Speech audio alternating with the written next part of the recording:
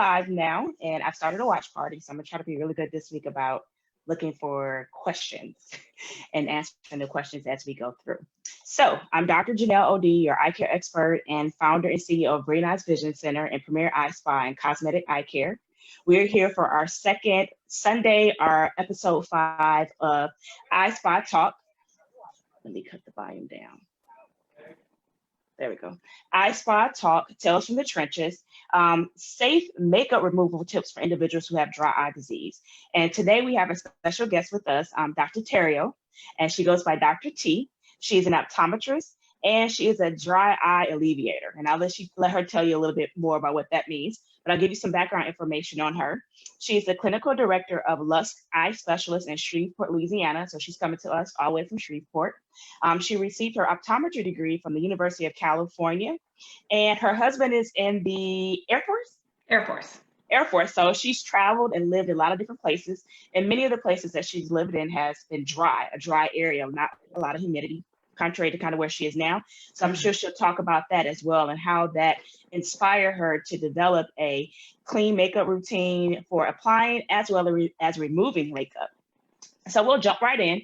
But before we do that, remember, sharing is caring. So the more people that are able to hear this message or get this information, we can reduce other women from having to deal with runny, dark circles at the end of their eyes at the end of the day from their makeup. So at the bottom of your Facebook page, you should see a share screen, I think a share button, in the left-hand screen. Go ahead and hit that so we can share. I do have a watch party going. So if you have questions, I'm gonna try to be really good about watching my cell phone so I can answer the questions as well. And then also, I'm sure Dr. T has some family members and friends, and as well as patients that may be listening to her, so that way she can answer questions as well today. So we're going to keep it really light and simple and fun. So we'll get started. So Dr. T, just give us a little bit of information on your background. Thank you. Well, I'm Pam Theroit, and I'm the clinical director of the Dry Eye Center at Lusk Eye Specialist here in Shreveport, Louisiana. About a year and a half ago, I wrote a book called Alleviate Dry Eye. And so that's where the Dry Eye Alleviator comes in. And so it's an 8-week plan that brings readers through taking care of their eyes in a holistic manner. And I think that a lot of people who suffer from dry eye don't realize that things that they're doing in their daily life, like wearing makeup or contact lenses, being on the computer, have an effect on how moist their eyes are, how dry their eyes are, how comfortable they are, and also where we live, the season of the year. There's lots of things we can do to adjust our indoor environment or outdoor environment to help protect our eyes and make them more comfortable all year round. So what people don't understand, a lot of optometrists, both of us are optometrists, and a lot of times we suffer from the same things that we treat our patients with. Or treat our patients for. I am a dry eye sufferer as well. And I have some MGD, some blepharitis that I've had since my first year in optometry school. So as I was going through optometry school and learning about what actually was going on with my eyes, and over the years, I've been able to manage them. So there are days that are comfortable and days that they're not as comfortable. But because I'm an optometrist, I kind of know what to do. I wear makeup. So tell me, are you a dry eye sufferer? Was any of this that you experienced yourself an inspiration for you to start write this book and this manual? And you also have a course too, which we'll talk about a little bit more. Yes, so definitely, as Janelle told us all earlier, my husband's in the Air Force, so we've moved around a lot for a while, every 2 to 3 years. But I did spend a large amount of time in the desert, so New Mexico, Albuquerque, and in Tucson, Arizona. And those areas are quite dry. In Tucson, it can be about 15% humidity in the middle of the summer, maybe 10%. And that can affect everyone's eyes, not just us women who are over the age of 40 who typically have dry eye. Then all of a sudden, everybody has dry eyes. And it just seemed like there were so many more patients. And I myself, who had a little bit of dry eye in my 30s from contact lens wear, makeup wear, not realizing that I wasn't wearing the safest, best makeup on the market, still stuck in my Maybelline days, which we can talk about later. You know, the information wasn't out there yet that these things were having a significant effect on our eyes. And then just making some simple changes to my routine, what types of makeup I was using, made my eyelashes longer and stronger, even darker, and made my eyes more comfortable so that I wasn't embarrassed by the end of the day by the redness and the watering. It's like going to see your dentist who's missing a tooth. You don't want to see that dentist. You definitely don't want to see your eye doctor who has red, watery eyes. You're like, what's wrong with her? Like, she needs an eye doctor. Yeah, you know, exactly. So we have to fix ourselves before we can help our patients sometimes. And I think having this disease as well, knowing how it affects me, I'm much more compassionate to my patients. I'm much more interested in finding all the ways that I can help them, because some of them are simple things like switching out your makeup remover can make a difference. Switching out your mascara for sure. Oh, definitely. And I think we're all guilty of that. We're getting better. And we'll talk about too, like you said, the information just wasn't out there. You know, education is key. So I say the more you know, the better you do. So that's another reason why I like to do these different talks and these Facebook Lives, is just getting information out there. So a lot of us wear Maybelline or other things that we just didn't know. And there's not a lot of regulation as far as cosmetics. And some of the regulations have not been updated in 15, 20 plus years. So with that being said, when you started this journey to find out what were the best options available for makeup, how easy or how hard was it? Difficult. Yeah, hours and hours and lectures and lectures. At first, I would travel anywhere. This is before I had children. So I would go to any lecture that I could find that had information about dry eye, about makeup in particular. So I was just out there just trying to get the information and collect it all, bring it back to the clinic. I'm really big on handouts, so I've always got something to give to my patients to give them more information, the best information that I can find out there. And you know, it's definitely, it's not public knowledge. It's something that we've had to scour for and really put together. But I think that it's up and coming. More people are using clean makeup, eating clean food. So that's going to be more mainstream and more in demand. I agree. I'm seeing a lot more on social media. Patients that I interact with, they're looking for more of a clean way to do things, whether it's eating, drinking water, whatever's clean, and makeup. And then there's a lot more optometrists who are now getting that information. We're attending different lectures. We're reaching out to colleagues who've spent years finding this information and saying, hey, can you let me know, teach me so that I can teach my patients. And I'm seeing it a lot more, especially in the last couple of months when we had a lot of time to sit home and be in front of computers for several weeks. Sometimes we're able to get more knowledge. So we're going to jump right in. She has a process that she's come up with. I believe it's a five-step process for removing your makeup and you know, we always think about application. That's important, but also removing the makeup. There's a proper way to do that, because we see the more, I would say, the more ramifications of improper removing of the makeup, which can lead to dry eye, ocular surface disease, and affect your oil glands, because we see those things under the microscope. So we can tell when you're not removing that makeup well. And some days it's scary on 20 mag, you know? So let's talk about that, Dr. T, that process that you've come up with.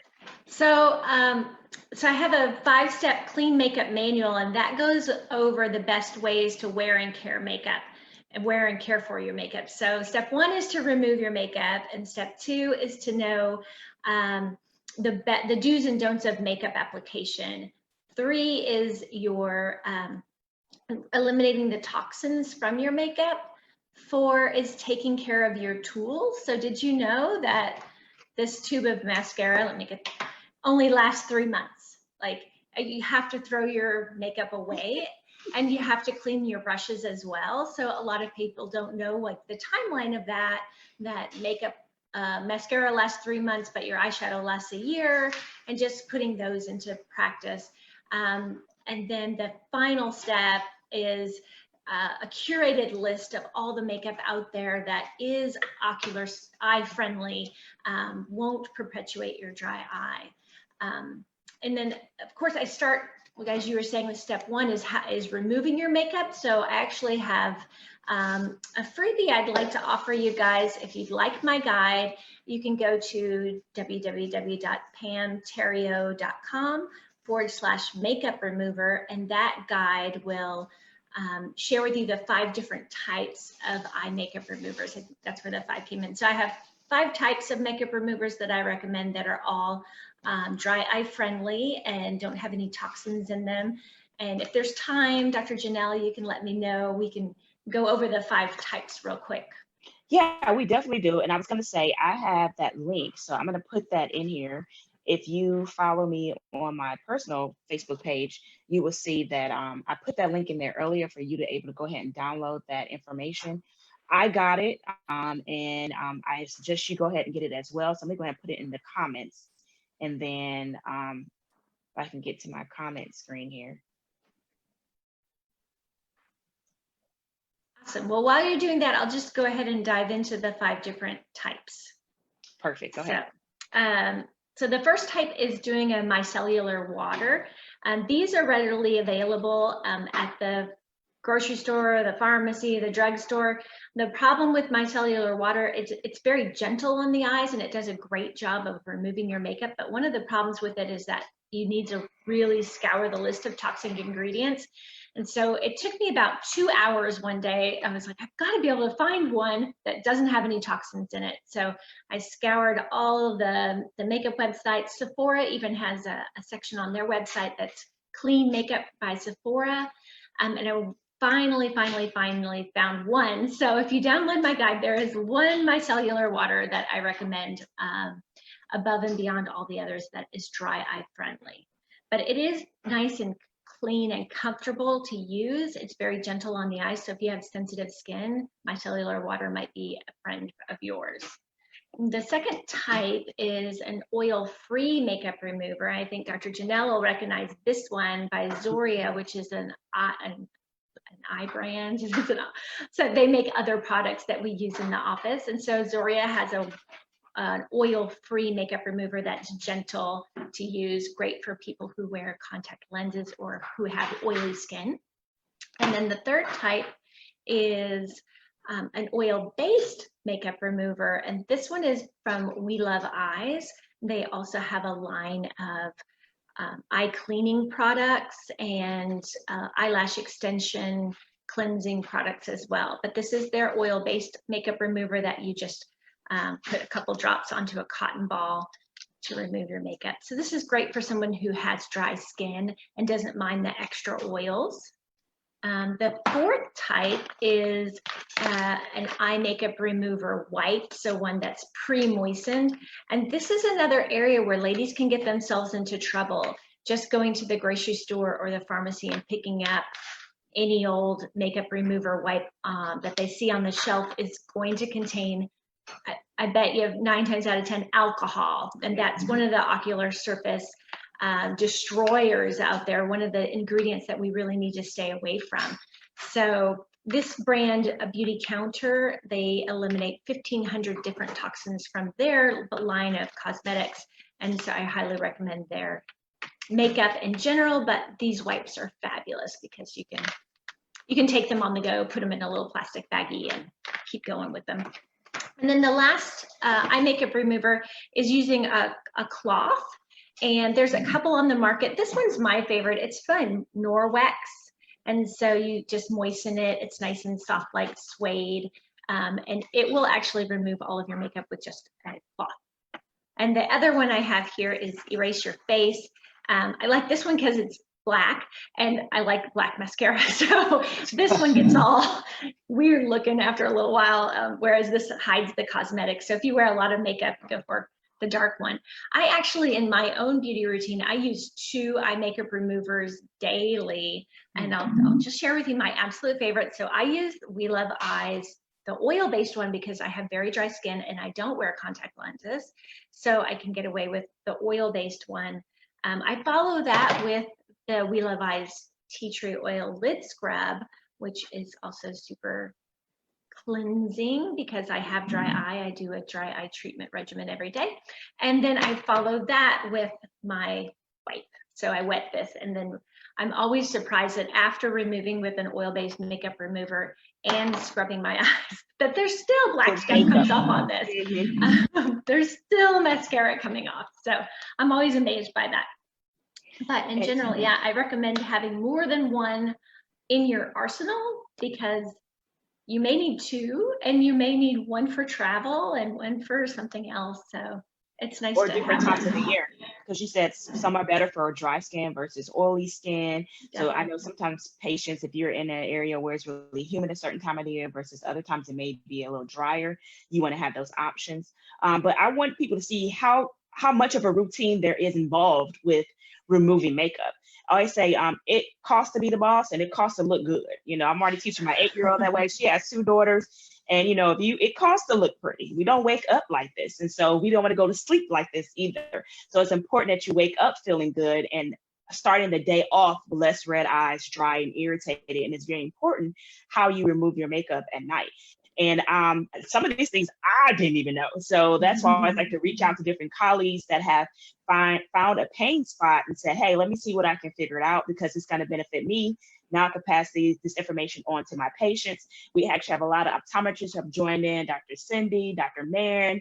We have some other family members and friends joining in. So if you guys have some questions or comments for Dr. T or myself, go ahead and drop those in the comment box. Couple things about the products that she recommend. One, we both like We Love Eyes, because it was actually curated by an optometrist. Yeah, so actually went to school with her. So she was, I went to Go Bears. I got to do a call out for Berkeley. Go Bears. She was a senior when I was a sophomore, or a second year. She was a 4th year when I was a 2nd year. So yeah, I knew Tanya Gill, and she still lives in the Bay Area, where she has created this whole line of products. Yes, and her products are fabulous. And what we like about them is that we can recommend them and we can have them right in our office for patients. So I have a lot of her products that are off in the office as well. And then Zoria is a great line as well. I actually use their mascara because like she said, it's an eye-based company. So they do a lot of different products and things for not Zoria itself, but the manufacturer does. So it's a product that, you know, we can trust. So it's important that you have these conversations with your optometrist. You may visit one of us who are very into ocular surface disease, dry eye, and cosmetics, and we may bring up the conversation. But don't hesitate to bring these conversations up to your optometrist or ophthalmologist, so that way you can make sure that you're not exacerbating any condition or not causing a particular condition. And then another thing, talk about the tea tree oil a little bit too in your dry eye regimen. The tea tree oil that's in the We Love Eyes, how does that help maintain the lid comfort and the lid margin of bacterial load? So it's just a natural antimicrobial and antifungal, I believe. So it keeps any kind of bacteria that normally live on our lids and lashes. So I think that's something important for all of us to know, is that when your eye doctor tells you that you have an overgrowth of bacteria on your eyes, or even a parasite on your eyes, that we all have them. It's natural to have this bacteria on us. It's like having bacteria in our gut. If we didn't have the bacteria, we wouldn't be able to eat ice cream. And how terrible would life be without ice cream? So, but sometimes because of the climate that you live in, the season of the year, or your hormone balance, the bacteria on our eyelids can become overpopulated. I like to tell patients that their skin is just more delicious. So the bacteria like to be there and they like to stay there. The other prominent reason that people have an overgrowth of bacteria may be because they're not completely removing their makeup at night. And so, and it might even be because you think you're removing it, but it's not getting it all off. And that's kind of where my double always clean after I clean kind of process has come in, because you think you're getting it all off and then there's more there. And that's just a home for the bacteria to get comfortable in and stay on your eye. And that is what causes the redness, the redness right inside the eyelid if you have red lids, or if your eyes itch at the base of your lashes. It's another great reason to use a tea tree oil based eye makeup remover. And these you can when you remove it, leave it on your skin for a few seconds extra. If you want to count to 30 while it's on there, and let the tea tree oil kind of work its magic while it's on there, that really helps to keep that population down, and something that I recommend to all of my patients. Yes, definitely makeup wearers and contact lens wearers. So we're going to move down your manual a little bit. Okay. So you have some do's and don'ts. Let's talk about some don'ts. Let's start with don'ts. Yeah. I think that we're all guilty of a few of these don'ts. So let me start with the first one that's big that no one knows, is that you don't want to wear waterproof mascara. And a lot of my dry eye sufferers will tell me, well, I switched to waterproof because my eyes were so watery and so irritating, it kept running like streams down my face. So I switched to waterproof, but waterproof is terrible. Can't do it. One time I had one in my, I think I picked one up by mistake one day when I was in my, I won't talk about manufacturing, but different days when I was wearing mascara. Right. And I didn't realize, I put it on, and that night I was just like, I'm gonna have to rip these lashes out. It's like it would not come off when I wanted to come off at the end of the day. So yes, I tell my patients, no, never, don't do it. Sorry.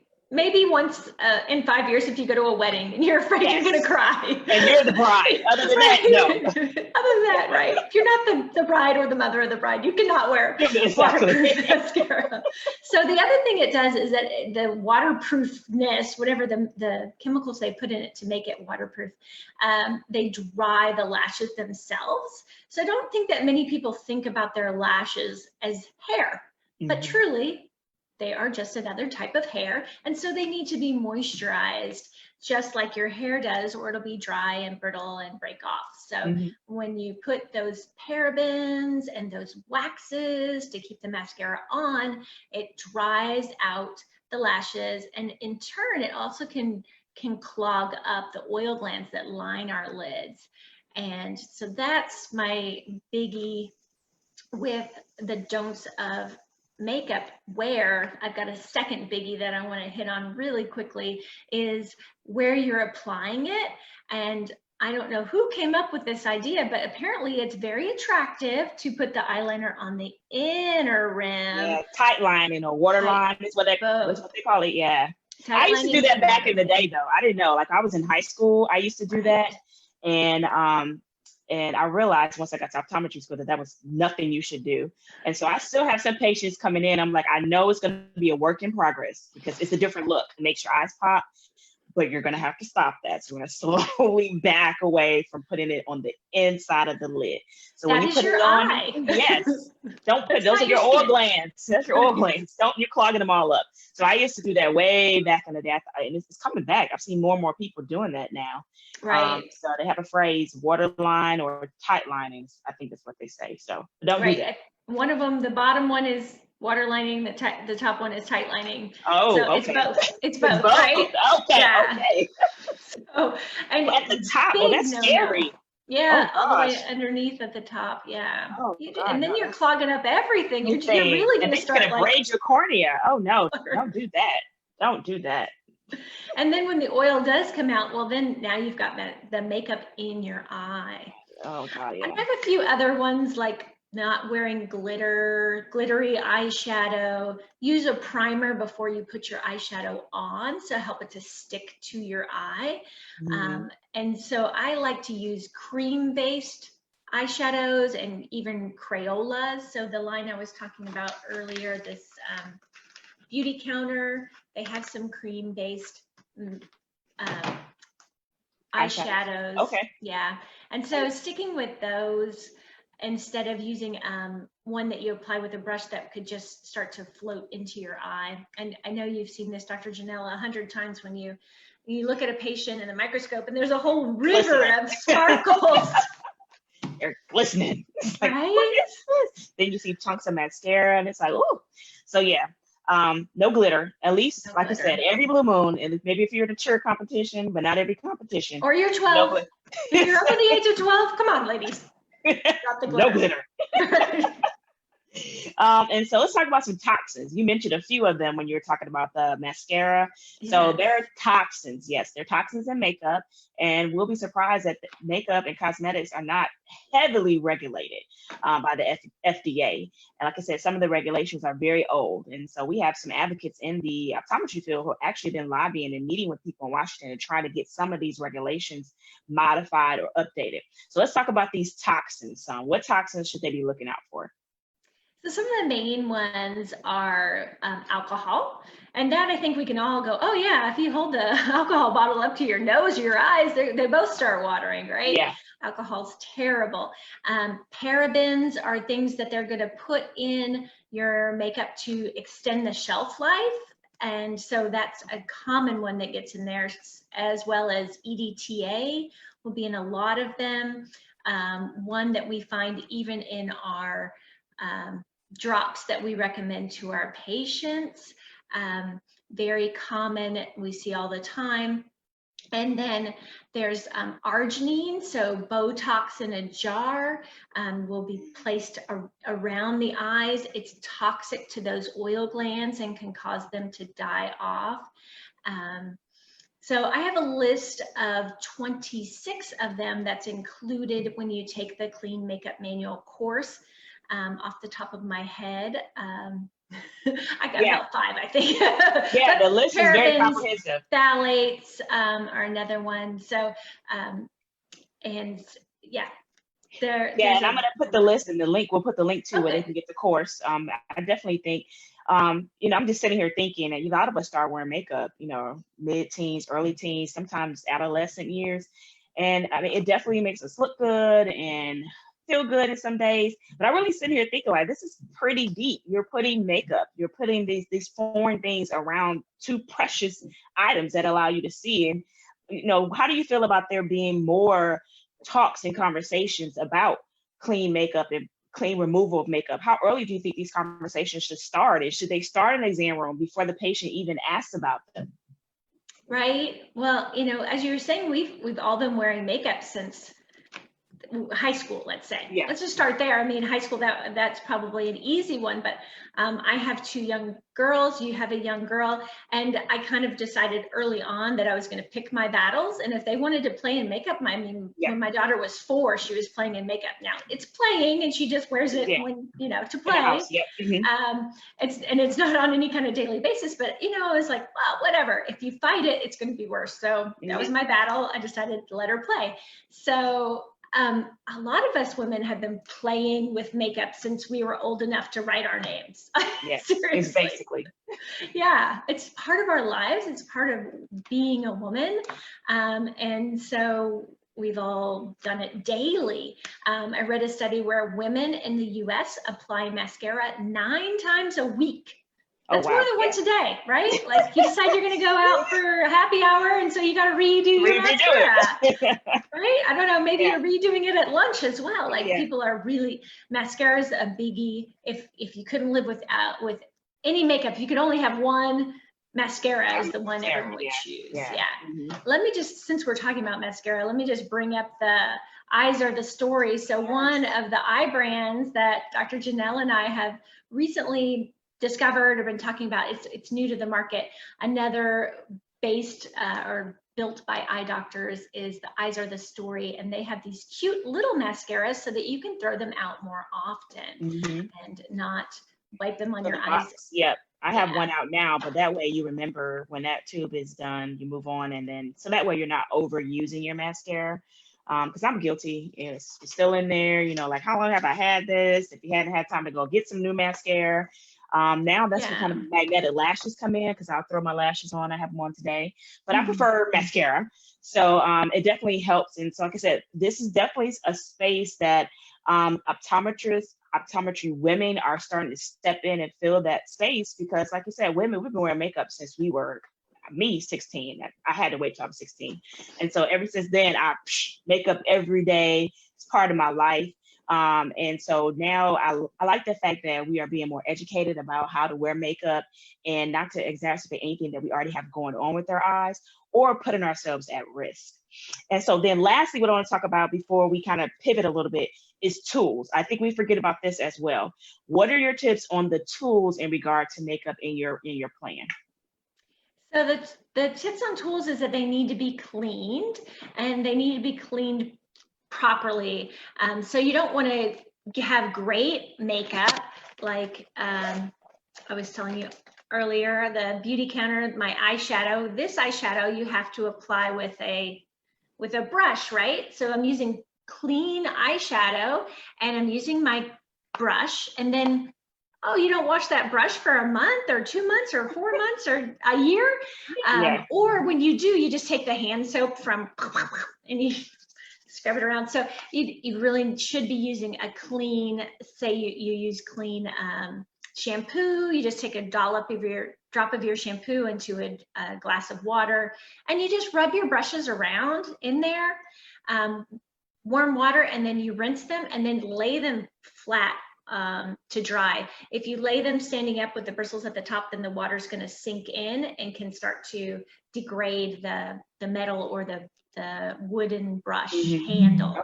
So you want to lay them flat to dry, and you want to do that on a regular basis to keep them clean, because every time you touch your eyes, like we were talking about earlier, there's bacteria that live there, that need to be there, but you don't want to take yesterday's bacteria and rub it in your makeup and then rub that back on your eye.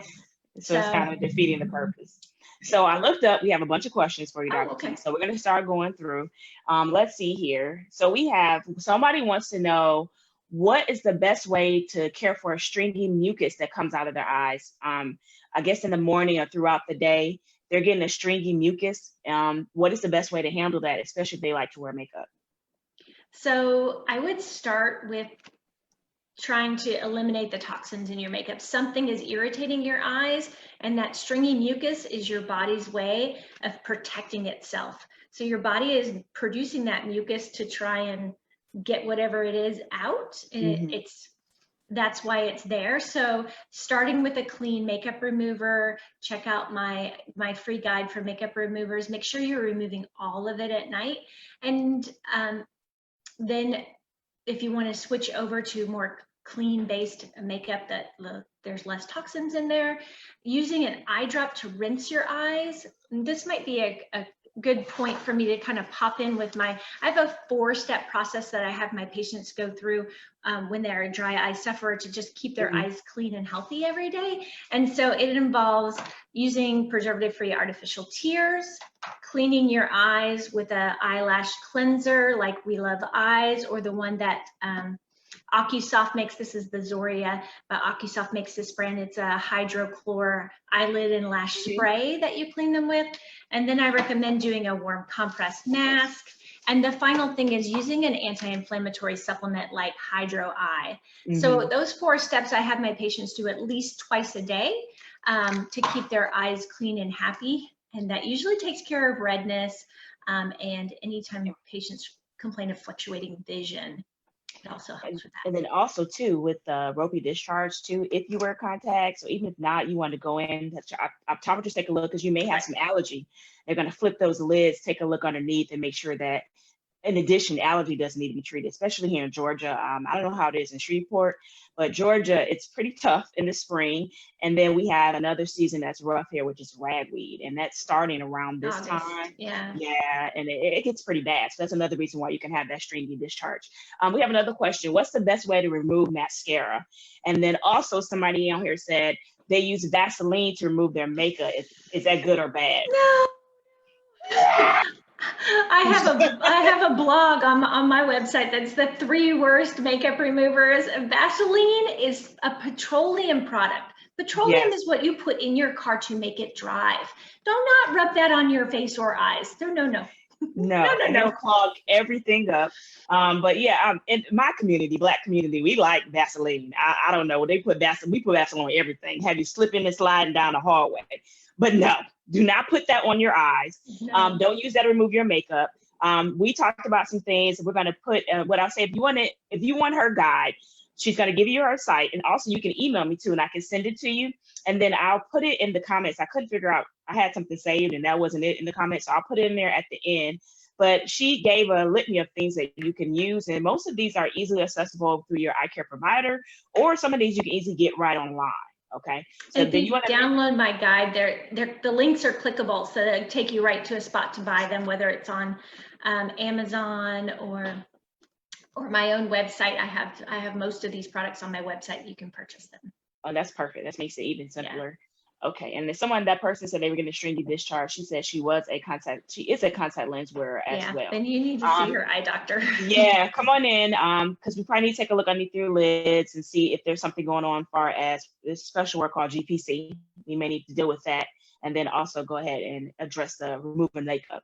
So whether you wear, if you have contacts or not, if you wear makeup, you definitely want to make sure that you are versed in what you're putting on your face, and then versed in how to properly remove it from your face. So any lasting points, anything else you want our viewers to know? And let's see if there's any other questions. We have some people coming in at this moment. So we're going to see if there's a few other questions here. And someone said a question about the anti-inflammatory, the Hydro Eyes. The Hydro Eye. Yes, they want to know, how does that help with dryness of the eye or irritation of the eye?